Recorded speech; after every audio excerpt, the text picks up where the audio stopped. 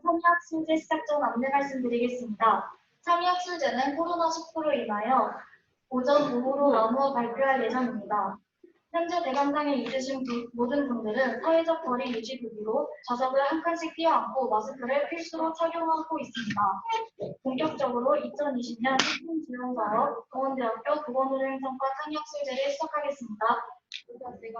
안녕하십니까. 이번 참여학술제 서회자를 맡은 보건의료행정과 20학번 이혜슬입니다. 먼저 참여학술제 발표에 앞서 심사위원님과 교수님들의 소개가 있겠습니다. 첫 번째로 닥터뉴스의 대학 대표 김영학 발행님 나오셨습니다.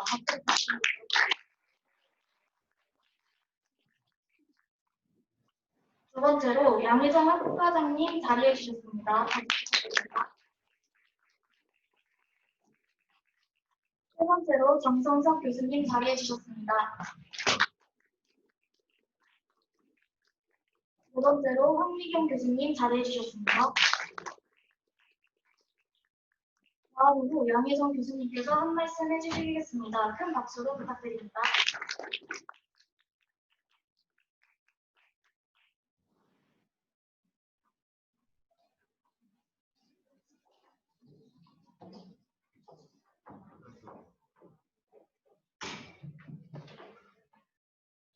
여러분, 2020 참여학술제 축하드립니다. 여러분, 코로나19로 인하여 전체가 모이지 못하고 우리 1부와 2부로 나눠서 진행되는 점이 참 아쉽기는 합니다. 하지만 우리 보건의료로서 사회적 거리와 그리고 국민의 안전을 위해서 당연히 감수해야 될 부분이라고 생각합니다. 또한 이러한 상황들이 여러분들이 발표하는 주제와도 연결이 되어 있기 때문에 뜻깊은 참여학술대회가 아닌가 싶습니다.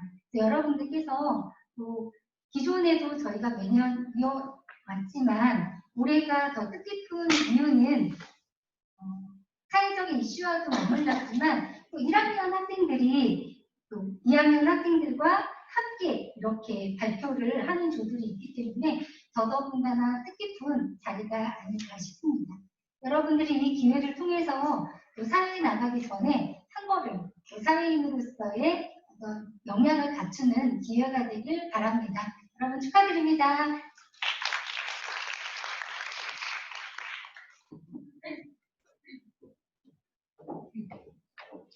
학과장님 말씀 감사합니다. 그리고 추운 날씨에도 이 자리에 참석해주신 동원대학교 보건의료행정과 2학년 선배님들께 진심으로 감사드립니다. 2020년 보건의료행정과 참여학술제는 2학년 선배님들의 의료기관 각 부서에서 질 향상을 하기 위한 과정으로 주제를 선정하여 현재 상태를 파악하고 질 향상의 저해 요인 분석 향상을 위한 개선 활동과 자원 지원 등 각종 활동을 지속적으로 하여 활동 기간에 대해 질에 대한 변화 및 현재 상태를 발표하는 날입니다. 우선 발표하는 팀을 말씀드리겠습니다. 오전 발표 순서는 첫 번째로 A풀조, 두 번째로 노라조, 세 번째는 2020조, 네 번째는 집에 보내조, 다섯 번째 조는 PR조, 여섯 번째는 수혈조, 일곱 번째로 칭찬해조 있습니다. 그러면 첫 번째 A풀조의 발표가 있겠습니다. 많은 박수 부탁드리겠습니다.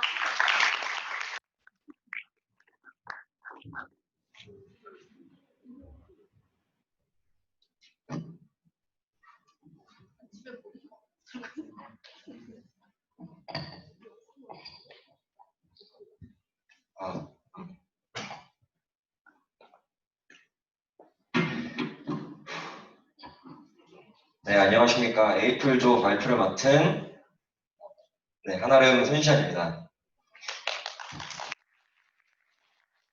먼저 발표에 앞서 자료조사에 성실히 임해주시고 완벽하게 잘해주신 1학년 분들에게 교수가 감사의 인사를 드리겠습니다. 저희 에이플조가 준비한 학술체 주제는 의료사고 중 투약 오류에 관하여 준비하였습니다. 저희는 동원 하스피탈이라는 가상의 병원을 선정하였으며 1학년들로만 구성된 팀 구성은 다음과 같습니다. 그럼 발표를 시작하겠습니다. 먼저 저희 조가 준비한 투약 오류에 관한 목차는 크게 1. 주제 및 선정 배경 2. 투약 오류 및 투약 사고란 3. 투약 오류 및 위험 및 사례 4. 투약 오류의 심각성 인지 5. 투약 오류의 해결 방안에 대해서 알아보겠습니다. 자, 1. 주제 및 선정 배경을 알아보겠습니다. 투약은 간호사의 업무 중 가장 기본적이고 중요한 기능이며 안정적이고 정확한 약물 투여는 간호사의 가장 중요한 책임으로 인지되고 있으며 간호사 업무의 약 47%를 차지하고 있습니다. 화면에 보이는 표는 의료사고 종류와 투약사고 현황에 대한 표입니다. 먼저 의료사고 종류의 표를 보면 의료기관 평가, 인증평가원에서 통계한 결과 환자 안전사고 자율보고 건수는 최근 3년간 꾸준히 증가하고 있고 매월 약 2.4배 정도 증가하고 있으며 총 한 해 9,250건이 보고되고 있습니다. 다음 표는 투약사고 현황표를 다음으로 투약사고 현황표를 보면 다른 용량에 따른 투약 오류와 다른 약물에 따른 투약 오류가 가장 많은 비율을 차지하고 있는데 뒤에 사진을 보면서 더 자세한 설명을 드리겠습니다. 이 투약 오류 및 투약 사고를 알아보겠습니다. 먼저 투약이란 환자에게 경구나 비경구로 약을 투여하는 것으로 병원에서 일어나고 있는 많은 업무 중에 비교적 간호사에게 책임이 있고 또 중요하게 간호사의 업무로 치중되는 곳에도 투약이 포함됩니다. 다음으로 투약 오류란 의료진, 환자 또는 소비자에 의해 관리되는 동안에 부적절한 약품을 사용해 환자에게 위해를 가하는 것으로 위해를 야기할 가능성이 있는 약물의 부적절한 사용을 말합니다. 마지막으로 투약 사고란 투약 오류로 인해 기대하지 않은, 바람직하지 않은 결과를 초래하는 사고입니다. 보이는 사진은 앞서 투약 사고 현황에 대한 약의 사진입니다. 다른 용량에 따른 투약 오류와 다른 약물에 따른 투약 오류의 비중이 가장 크게 나와 있었는데 정신과 약을 예를 들자면 약물의 이름은 같지만 용량이 다른 것과 약물의 이름도 같고 용량과 색상이 다른 것도 있었으며 용량과 색상은 같지만 이름만 다른 약들도 있었습니다. 정리하자면 약물의 이름은 동일하지만 용량이 다르거나 색이나 용량이 같지만 약물의 이름이 다른 약들로 인해서 앞서 표의 비중과 같은 투약 오류가 발생한다는 것을 알 수 있었습니다. 자, 3. 투약 오류의 유형 및 사례를 알아보겠습니다. 투약 오류의 유형과 사례에는 처방 위에 약물을 투여하는 사례가 있는데 2015년 7월 15일 인천 길병원에서는 의사는 지시한 약물이 아닌 전신마취제를 투약해 간단한 손가락 골절 수술에서 사망으로 이어진 군인 환자가 있었고 투약 경용 오류에 관한 사례가 있었는데 충북병원에서 한 간호사가 주사약으로 투영된 것을 부강 투여로 처방 지시가 변경되었음에도 이를 보지 못하고 예정대로 주사약으로 투여하는 사례가 있었습니다. 다음 4. 투약 오류의 심각성을 인지를 알아보겠습니다. 먼저 투약 오류에 관한 원인으로는 크게 원칙 불이행을 지키지 않아서 그리고 투약 과정에서 실수, 의료진과 의료진 사이의 부적절한 의사소통 등이 있겠고 이러한 원인에 따른 투약성 오류 심각성으로는 부적절한 간호활동으로 인한 사고가 전체 50%를 차지하고 있고 간호사들이 생각하는 환자의 안전을 위협하는 가장 큰 요인이며 간호 업무에서 30% 이상의 비중을 차지하고 있고 4, 50회 가량의 실시하는 빈도 높은 업무입니다. 마지막으로 특히 간호사 69.5%가 생각하는 환자의 안전을 위협하는 가장 큰 요인으로 투약 오류라고 생각하고 있으며 이에 따라 투약 오류에 관한 심각성을 인지할 수 있었습니다. 다음은 실제 동원 종합 호스피털의 형황을 사진과 함께 파악해 보았습니다. 간호사의 바쁜 업무로 인하여 환자 부대 시 약을 사물함 위에 올려두는 경우가 많았고 그다음에 환자와 환자 침대 사이가 거리가 가까워 약 환자의 사물함 위에 있는 약을 먹는 경우가 있었고 그 심각성을 인지할 수 있었습니다. 다음으로 해결 방안을 알아보겠습니다. 지금까지 투약 오류의 현황과 심각성을 알아보았습니다. 그럼 해결 방안은 어떤 걸까요? 저희 동원 호스피탈은 해결 방안을 4가지를 마련하였습니다. 첫 번째로 환자와의 원활한 커뮤니케이션입니다. 환자의 확인은 물론 지속적인 본원 피드백을 받고 다량의 약을 섭취하거나 투여받는 환자에 한해서 선물조사를 실시하는 것입니다. 밑에 설문조사는 저희가 만든 투약에 대한 환자의 인지도 설문조사입니다. 설문을 통해 환자의 의견을 접수하고 의견을 토대로 변화하며 환자와의 원활한 커뮤니케이션을 통한 해결 방안입니다. 두 번째로 투약에 대한 진실성, 투명성입니다. 약 유통 과정에서 오류가 없도록 따로 지시관을 동행하며 모든 병동과 진료실, 수술방에 CCTV를 설치하는 해결 방안입니다. 세 번째로 투약 오류에 대한 주의와 직원 교육입니다. 비슷한 모양이나 색인 약은 서로 먼 거리에 보관하도록 하고 동일한 이름이나 비슷한 이름의 환자들은 입원실을 다르게 배정하고 신약에 대한 최신 정보를 인지할 수 있도록 하고 마지막으로 약물 투여에 관한 테스트를 직원에게 실시하고 통과한 간호사만이 이 약물을 투여를 가능하게 하는 것입니다. 마지막 네 번째로 외부 방안을 도입하는 것입니다. 임상 의사결정 지원 시스템 CDSS 및 신평원의 의약품 안전 서비스 DUR에 의한 처방 검토 시스템을 도입하고 전자의무 기록 시스템 중 국내 최초로 가동된 신속성 약물 용량 조절 시스템을 도입한 것이 마지막 해결 방안입니다. 이상으로 저희 A8 조의 투약 의뢰에 관한 학술차 발표했습니다. 저희의 발표를 들어주셔서 진심으로 감사의 말씀 드리겠습니다. 고맙습니다.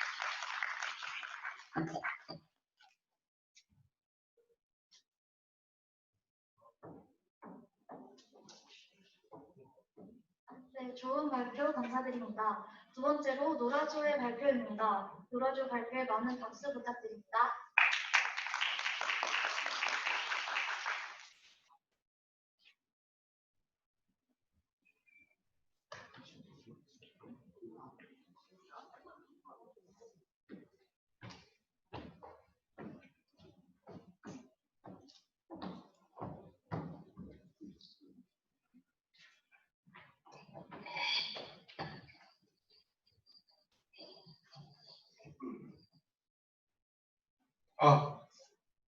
네, 안녕하십니까. 저희는 한빛병원에서 일하고 있고 병원을 소개하기 위해 이 자리에 나온 발표자 정보규입니다.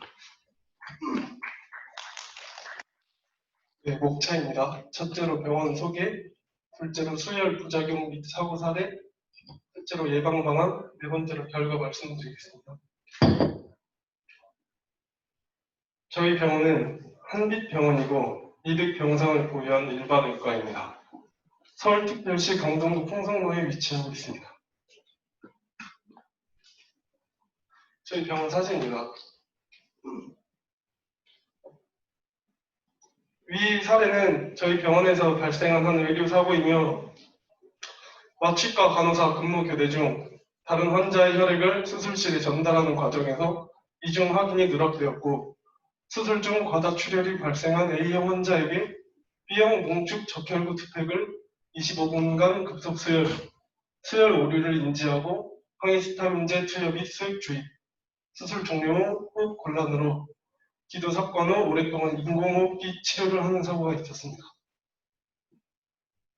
위 사고가 저희 병원에서 적지 않게 일어나는 것에 집중하여서 저희 병원은 수혈 사고에 대해 연구하기 시작했습니다.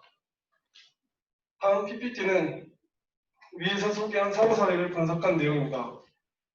첫째로 혈액을 전달하는 과정에서 이중 확인이 누락되었고, 둘째로 A형 환자에게 B형 혈액팩을 수력하기 전 재확인 과정이 누락되었고, 셋째로 신속한 조치를 실행하여 수술을 종료시켰지만 오랫동안 인공호흡기 치료를 하는데 안정이 필요한 환자에게 피해를 주었습니다. 위의 사고 사례 등을 보면서 저희가 조사해온 해결 방안입니다. 예방법에는 4가지가 있습니다. 정확한 기록과 접수를 하고 수혈 전 재확인. 또 만약 있을 사고에 대한 정확한 즉각 조치가 필요하다고 생각합니다. 저희 병원에 도입하고 있는 스마트 정맥 주입 펌프 연동 솔루션은 병원 내 존재하는 정맥 주입기를 HIS와 연동하고 실시간 실행 및 모니터링 데이터를 통해 환자의 안전성을 확보하는 솔루션입니다. 더 쉽게 설명드리자면 저희 병원은 혈액을 바코드로 관리하고 있고 만약 환자와 혈액의 바코드가 일치하지 않을 경우 주입이 되지 않는 시스템입니다. 그 외에 저희는 의료진에 대한 처우 개선도 중요하다고 생각하여 위의 PPT 내용처럼 개선되어야 한다고 생각합니다.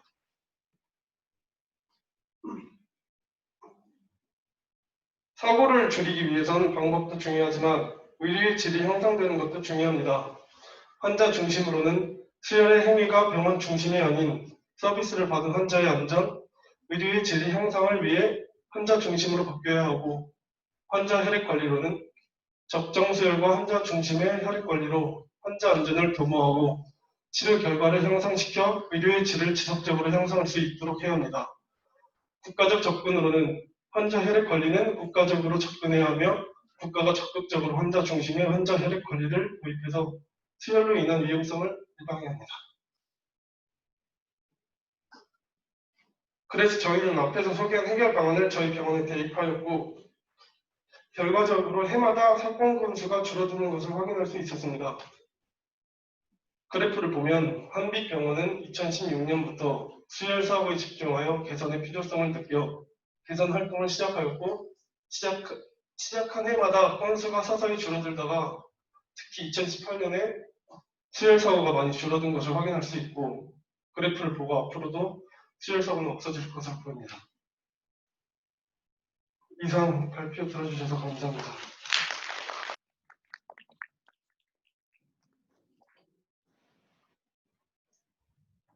네, 노려질 질 형성에 관한 발표 정말 잘 들었습니다. 이어서 세 번째 조는 2020조입니다. 모두 많은 박수를 부탁드리겠습니다.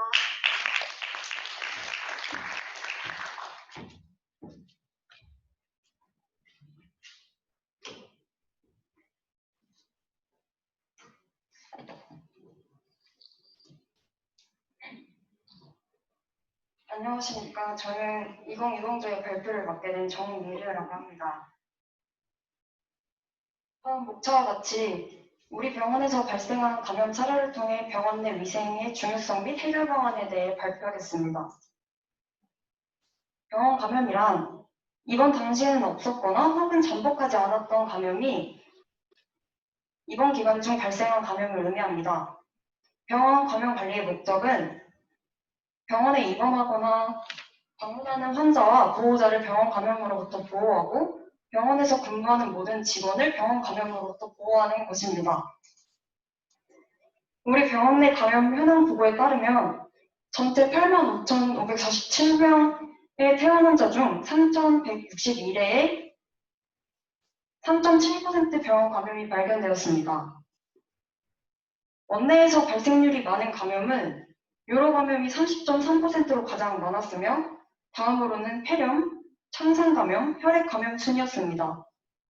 다음으로 가장 흔하게 발생하는 균주는 황색 포도당 구균, 진정 세균류 수도모나스과의 세균, 그리고 대장균입니다. 감염 발생률이 가장 높았던 과는 14.21%로 신경외과이며 이어서 신경과 종양내과가 발생했습니다. 이러한 감염은 일반 병실에서보다 중환자실에서 유의하게 높은 빈도로 발생한 것을 알 수 있습니다. 이처럼 병원 감염이 계속 증가하고 이에 따른 막대한 경제적, 사회적 손실이 발생했기 때문에 이를 막을 위생관리의 대책이 필요하게 되었습니다. 즉, 병원 위생관리의 필요성은 의료의 질 저하 측면, 막대한 경제적 손실 측면, 법적인 문제 측면, 윤리적인 측면, 사회적인 문제 측면으로 구분할 수 있습니다. 다음은 저희 병원에서 발생한 감염 사례입니다. 성형외과에서 수술을 받은 여성 2명이 사망하는 사고가 발생했습니다. 사망한 여성 2명을 부검한 결과 세균 감염에 의한 폐혈증의 사망의 원인으로 밝혀졌습니다. 폐혈증은 피 속에 들어온 세균이 번식하면서 만든 독성 물질 때문에 중독 증세를 나타내거나 온몸에 감염 증상이 발생한 것으로 구토, 발열, 호흡곤란, 염증 등의 증상이 나타납니다. 혈액에 세균 감염이 일어나면 온몸의 염증 반응과 광범위한 조직 손상이 일어나고 이는 혈액순환 장애나 사망으로 이어질 수 있습니다. 이러한 상황을 해결하기 위해 우선적으로 병원 내외 구성원들로 감염관리위원회를 구성하였습니다. 그런 다음 화면에 보여지는 순서대로 감염 관련 정보를 조사했습니다. 저희 병원은 이 사태를 예방하기 위해 제일 기본적인 손 위생을 강화할 것입니다. 병원 내 모든 상담실과 치료실에는 의료용 손 소독제를 배치했으며 또한 수술과 관련된 모든 기구 및 장비와 수술 가운, 수술실 내부의 멸균 설비 설치를 완료했습니다. 감염 발생 전에 저희 병원에서는 이미 의료진 환경적 시스템적 손위생 방안을 도입했었으므로 새로운 방안으로 병원 문 앞에 의료진이 서 있어 병원에 첫 방문하는 환자들에게 직접 손 소독제를 짜주도록 함으로써 환자들까지도 수시로 손 소독을 할 수 있게끔 노력할 것입니다. 또한 WHO에서 지정한 5가지 사항에 맞게 손위생이 이루어지도록 직원 교육을 실시할 예정입니다. 다음으로 병원에서 실행한 멸균법에 대해 알아보겠습니다. 멸균법은 기계적 방법, 열에 의한 멸균, 전자파 조세에 의한 멸균, 가스에 의한 멸균으로 분류할 수 있습니다. 저희는 더 나은 병원 내 멸균을 위해 폐기물 관리, 세탁물 관리를 도입하여 병원 위생에 힘쓸 것입니다. 우선 감염성 폐기물 종류별 용기를 사용할 뿐만 아니라 폐기물 발생 구간 및 처리 시 관리 요령에 따라 폐기물을 처리할 것입니다. 발생 시에 병실처럼 관리가 어려운 장소에는 폐기물을 층별 감사실에 비치된 전용 용기에 버리고 수수실, 병리 검사실 등 주로 많이 발생하는 장소에선 자체적으로 선정하여 전용 용기를 비치하여 폐기합니다. 또한 보관시설의 내부 온도계를 부착하여 가동 여부를 확인하여 폐기물을 보관하고 마지막으로 폐기물을 처리할 때는 감염성 폐기물인 주사, 붕대, 거즈 등은 지정 의료 폐기물 처리 업체가 방문하여 수거하도록 합니다. 마지막 해결 방안인 세탁물 관리입니다. 세탁물 처리를 관리 기준에 따라 실행했으며 오염 세탁물 수집 시에는 기타 세탁물과 구분이 가능하도록 유색 용기를 사용할 것입니다. 또한 의료기관이 처리업자에게 위탁하여 처리하려는 세탁물은 밀폐된 용기에 넣어서 보관합니다. 끝으로 피와 보름이 묻은 붕대 및 거즈, 마스크, 그리고 수술포 등 일회용 제품류는 재사용 목적으로 세탁하거나 처리업자에게 처리를 위탁하지 않도록 철저히 확인하겠습니다. 지금까지 감염 사례를 통해 저희 병원 멸균을 위한 해결 방안을 발표했습니다. 들어주셔서 감사합니다.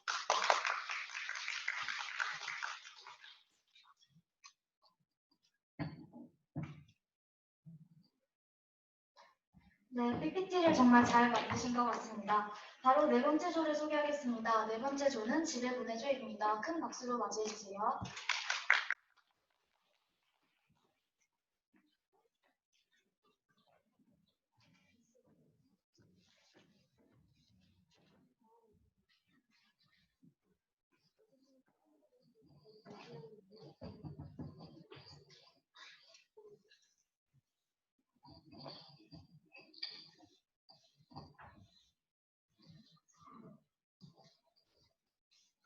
저희는 동원병원의 고객 만족에 대해 발표할 유민의 김지은입니다.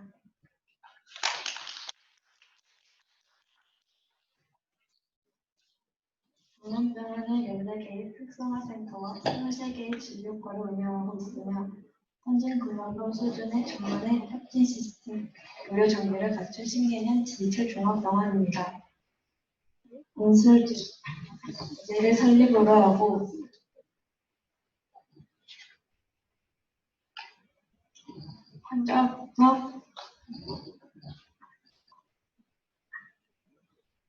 환자나 보호자와 충분히 대화하고 최소 45분 동안 진료하는 것을 철학으로 두고 있습니다.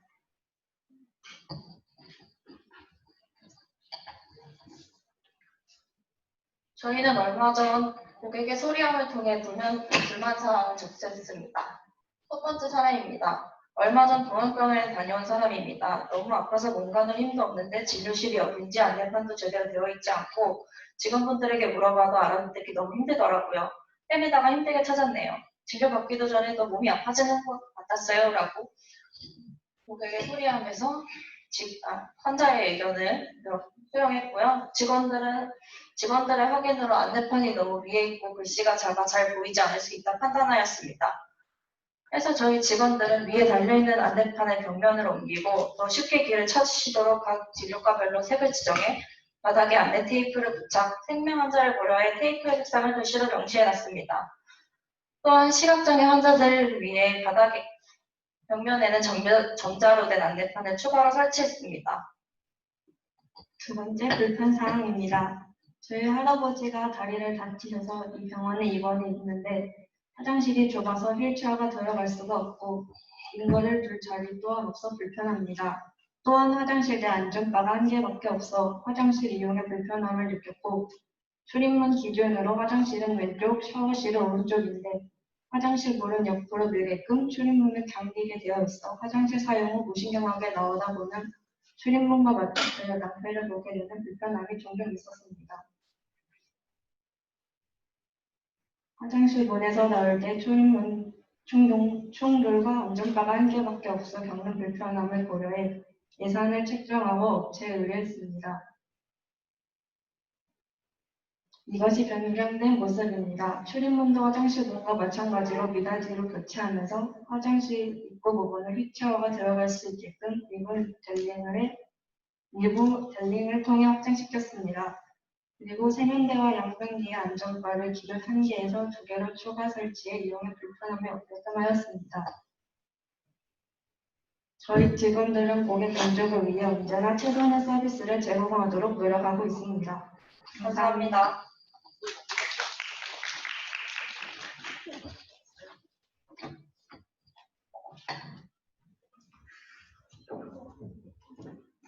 네, 집에 보내줬팀 고생 많으셨습니다. 그럼 다음으로 5번째 조는 PR조입니다. 많은 박수 부탁드리겠습니다.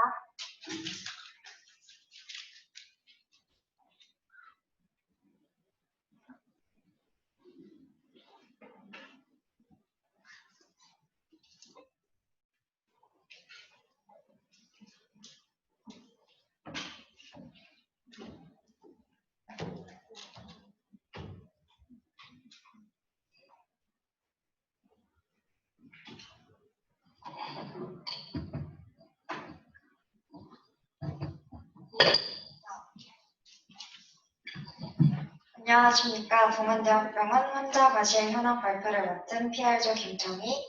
유신입니다.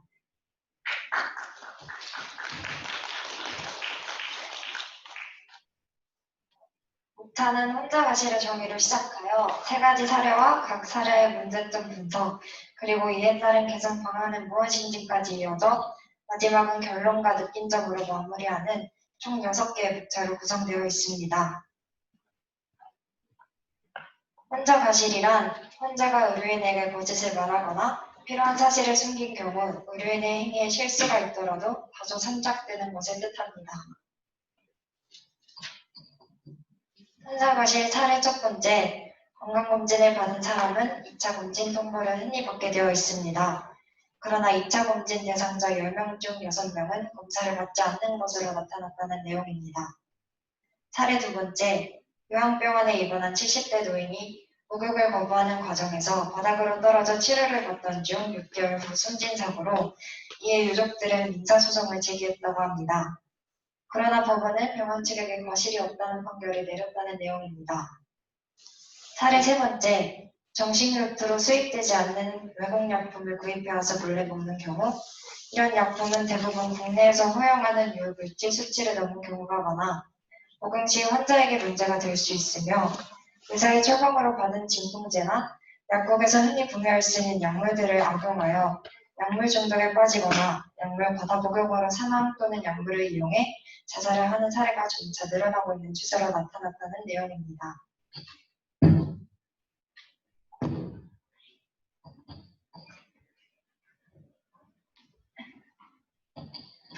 저희는 3가지 사례 중 마지막 사례인 약물에 관한 내용을 중점으로 자세히 말씀드리겠습니다. 세 번째 사례의 문제점 분석 결과 수술 중이나 전후에 약품 관련 과실이 특히 많이 발생하는 것으로 나타났으며 또한 해를 거듭할수록 병원에 있는 의약품 진통제 중독 사례가 증가하고 있습니다. 실제로 치료 목적을 위해서 사용하는 것이 아니라 악용하는 환자들이 늘어나면서 증세가 더 악화되거나 사망하는 사례도 늘어나고 있었습니다. 이를 토대로 한 개선 방안입니다. 환자와 의료인의 경우로 나누어 보았을 때 우선 환자의 경우 건강보조제라 해도 복용하려면 반드시 담당 의사에게 알려야 합니다. 더불어 평소에 복용하던 약과 다른 약이 처방되었을 때는 그 이유를 물어봐야 합니다. 의료인의 경우 병원 내에서 의약품을 환자들에게 노출되지 않게 의약품 관리실에서 철저히 관리하고 보관하도록 하고, 진통제 같은 경우 환자 한 명당 하루에 투여하는 진통제 양을 정해놓고 진통제 없이도 참을 수 있는 환자들에게는 진통제 투여를 자제하도록 해야 합니다. 또한 시중에서 구매하는 약품들의 경우 약국에서는 병원 처방전이 적혀있는 약들 외에는 처방을 금지하고 병원에서 약물 중독으로 의심되는 환자들의 리스트를 작성해 각 약국에 공유하여 그 환자들에게는 강한 성분의 약이나 중독에 노출될 수 있는 약품 등을 줄이도록 해야 합니다.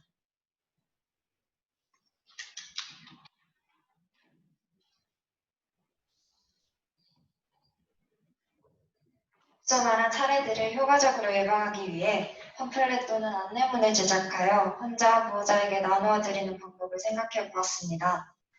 첫 번째 사례의 경우 1차 검진 당시 2차 검진의 중요성을 안내하면서 2차 검진을 받아야 하는 질병 종류에 대한 내용과 방치 시에 일어날 수 있는 심각성을 넣어보았습니다. 두 번째 사례는 빈번하게 발생하는 의료사고이기에 팜플렛 대신 낙상 방지를 위한 행동 수칙이 정리된 안내문을 병원 곳곳에 부착시키거나 환자에게 드리도록 생각해 보았습니다. 세 번째 사례는 약물에 대하여 흔히들 궁금해하시는 내용에 대해 수록하였으며 약물 오남용 예방을 위한 실천이 직접적으로 이루어질 수 있게 팜플렛 속에 그 내용을 부각시켰습니다. 마지막으로 이번 학술제를 통하여 저희 조원들이 느낀 점을 적어보았는데요. 그중 공통적으로 느낀 부분은 환자 가실이 의료사고에 큰 영향을 미친다는 것을 알게 되었으며 환자도 자신이 치료를 받는 의료 행위에 대해서 관심을 가질 필요가 있다고 생각한다는 점이었습니다. 이상으로 저희 PR조의 환자 가실 현황에 대한 발표를 마치겠습니다. 감사합니다.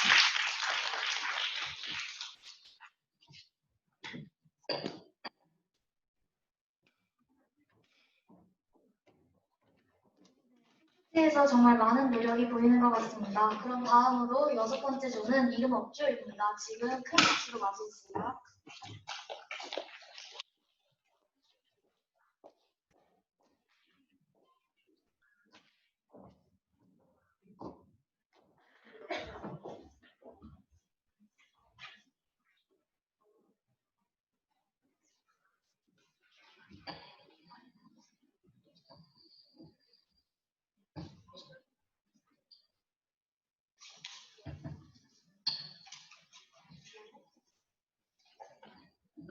안녕하십니까. 저희는 동원종합병원 QR팀 담당자 장진구, 정민지입니다.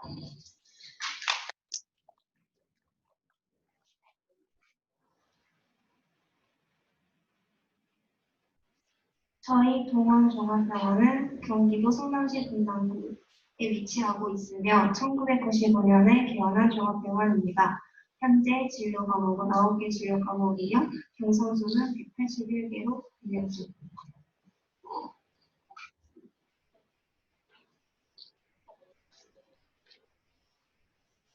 지금부터 저희 병원에서 있었던 의료사고와 그에 대한 판단, 향상 사례에 대해 말씀드리겠습니다.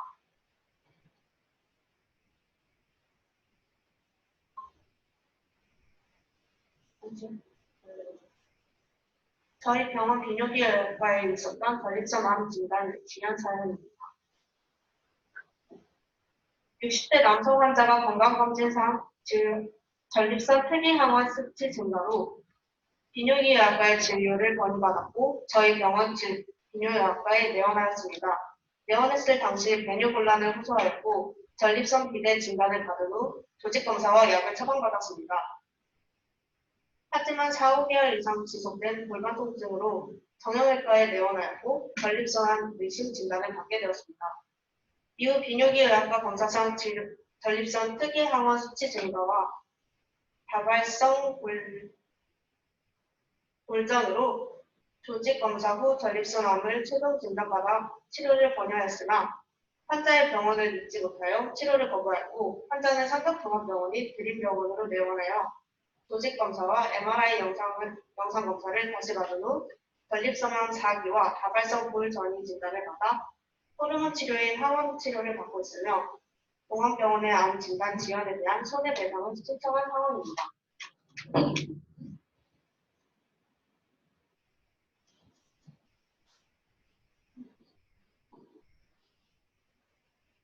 저희 병원은 여러 가지 상황을 조사해 본 결과 진단 및 검사 관찰의 적절성을 판단해 봤을 때 전립선 특이항원 수치가 지속적으로 상승 수준이 있고 조직 검사상 부정영장 소송 범위를 보았으므로 3개월 간격의 경과 관찰보다 조기에 조직 검사를 다시 시야하는 것이 적절하다고 판단하였습니다.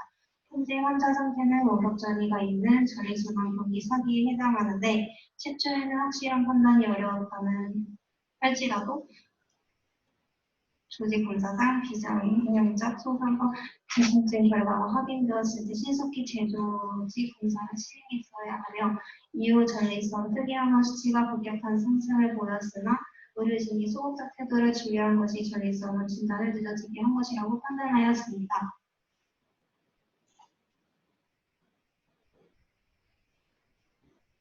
의료사고는 눈에 보이는 것과 이슈화되는 것에 비해 이런 진단 부분에서도 많이 일어나고 있습니다. 그래서 저희 병원은 이런 일이 일어나지 않도록 예방하고 더 좋은 질의 의료 서비스를 제공할 수 있도록 TFT를 구성하여 활동하고자 하였습니다. 저희는 우선 TF팀을 구성하여 위와 같이 병원 차원에서의 질 향상을 주제로, 부서 차원에서의 질 향상 주제로 QA 활동을 조직하였고,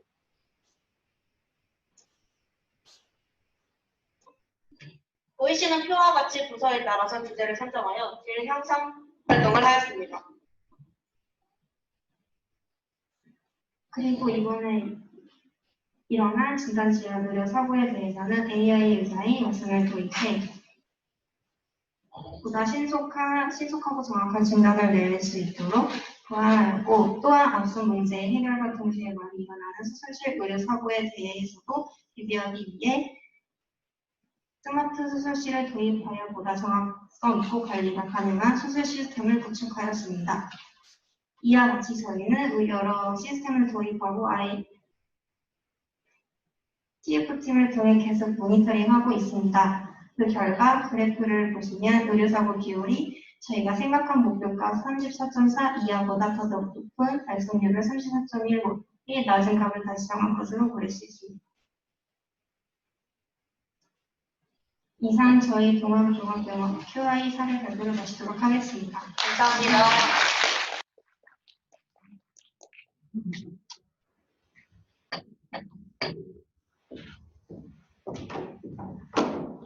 네, 발표 잘 들었습니다. 그럼 다음으로 7번째 조는 수혈제입니다. 다들 박수 쳐주세요.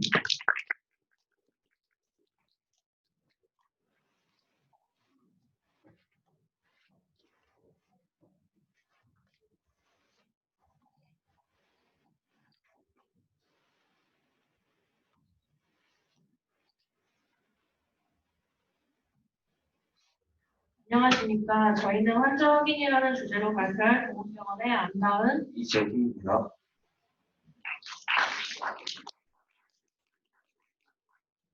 저희 동원병원은 1996년 3월에 설립하여 내과, 외과, 소아청소년과, 산부인과를 포함하여 총 8개의 진료과를 운영하고 있으며 환자의 약물을 치유하기 위하여 끊임없이 노력하고 있습니다. 먼저 환자 확인 정의부터 알아보겠습니다. 환자 확인이란 모든 진단과 치료 과정에서 환자를 정확히 확인하여 환자에게 안전한 정확한 치료와 질 좋은 의료 서비스를 제공하는 것을 의미합니다. 이런 환자 확인을 제대로 하지 못해 저희 병원에서 발생했던 의료 사례 2가지를 알려드리겠습니다. 첫 번째 사례입니다.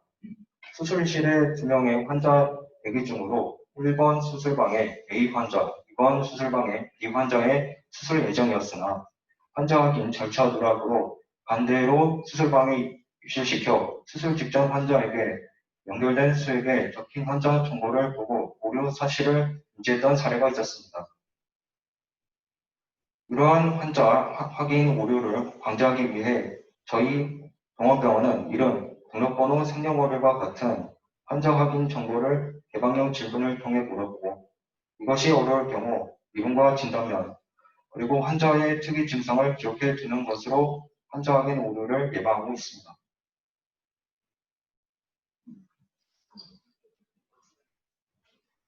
두 번째 사례입니다. 동원병원 마취과 간호사 근무 교대 중 환자의 혈액을 수술실에 전달하는 과정에서 이중 확인을 누락하여 A형 환자 강모 씨에게 B형 뭉축 척혈구 125분간 긴급 수혈하였고 그 후 수혈 오류를 인지하여 항히스타민제 투여 및 수액을 주입하고 인공호흡기 치료를 하였습니다. 이러한 수혈 오류를 방지하기 위해 저희 병원은 수혈 바코드 시스템을 도입하였습니다. 수혈 바코드 시스템은 바코드 인식이 가능한 PDA를 이용하여 환자 아이디 바코드와 환자 아이디 바코드와 혈액 바코드를 인식하여 비교하고 일치 여부를 시각과 청각으로 확인할 수 있는 시스템으로 환자 확인이 미흡하여 생긴 수혈 오류를 예방하고 있습니다. 저희 공원병원은 이러한 시스템들을 도입하여 가장 안전하고 친절한 환자 중심 병원으로 거듭나고자 최선의 노력을 하고 있습니다. 감사합니다. 감사합니다.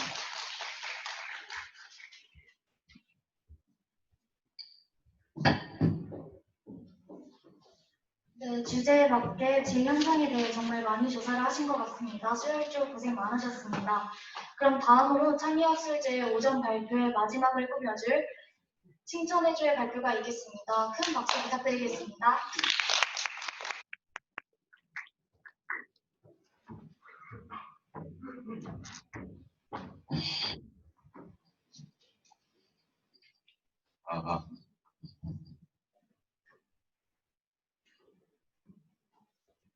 안녕하세요. 저희는 구조 칭찬해줘입니다. 저희 조는 병실 위장에 대하여 조사하였습니다. 저희 조는 목표 설정, 원인 분석, 해결 방안 순으로 발표를 진행하겠습니다. 저희 칭찬병원은 서울에 위치한 200병상 규모의 종합병원입니다.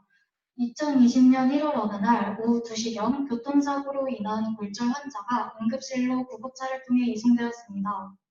병실로 입원하고 난 후 독감에 걸린 보호자가 인지하지 못하고 병문안을 가서 독감 바이러스가 퍼지게 되었습니다. 또한 병원에서 초기 진압에 실패하여 병동에 독감 바이러스가 퍼지게 되었습니다. 이런 배경을 통하여 저희 병원에서는 독감이 왜 퍼지게 되었는지 원인을 찾고 개선을 하여 같은 일이 반복되지 않게 예방하며 더 나은 병원이 되도록 나아가는 것을 목표로 설정하게 되었습니다. 저희 병원에서 역학조사를 한 결과 독감에 걸린 보호자가 단순 감기로 인식하여 해열제와 같은 간단한 약만 복용하고 지인의 병실에 병문안을 오게 되었습니다. 손을 씻지 않고 마스크도 착용하지 않았고 겨울철이라 병실 환기를 제대로 하지 않은 탓에 병실에 독감 바이러스가 퍼지게 되었습니다. 또한 의료 종사자분들이 환자 상태 체크 시 개인 위생과 의료기기 소독을 철저히 하지 않은 탓에 다른 병실에도 독감 바이러스가 전파되었습니다. 이와 같은 상황에서 저희 병원의 해결 방안으로 건강상태 자가진단서, 마스크 착용, 손 씻기 및 손소독, 직원 환자 예방 교육, 그리고 가장 효과적이지만 병원에서 시행하기 힘든 병실 내 환기에 대해서 대책을 생각해 봤습니다.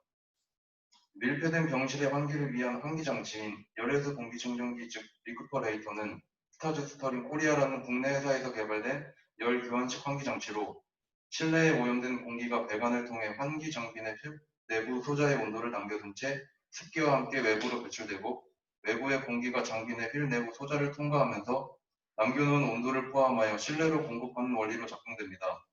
이 리쿠퍼레이터는 그동안 국내에서는 일부 공장에서만 보급되었으나 중앙 집중식 환기장치와 단열재 사용으로 건물 내 공기 오염이 심각해지면서 고급 주상복합 빌딩, 아파트의 환경 친화적인 환기 시스템으로 널리 장착되는 추세를 보이고 있습니다. 리쿠퍼레이터의 기대 효과로는 첫 번째, 자연 환기에 비해 환기 효과가 뛰어납니다.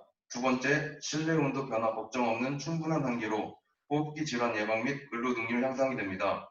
세 번째, 공기청정기가 해결할 수 없는 유독가스를 배출합니다. 네 번째, 세균, 곰팡이, 꽃가루 등 외부에 유해한 미세먼지까지 걸러서 호흡기 질환을 예방해 줍니다. 이러한 원리로 직접 환기가 어려운 병원에 많이 도입되고 있으며 현재 경찰병원, 서울대병원, 덕산요양병원, 대구 한병병원 등 다양한 종류의 병원에서 널리 사용되고 있습니다. 리쿠퍼레이터가 독감을 100% 예방해주는 것은 아니지만 모두가 경각심을 가지고 개인 위생에 힘을 쓴다면 예방률을 높일 수 있을 것입니다. 감사합니다.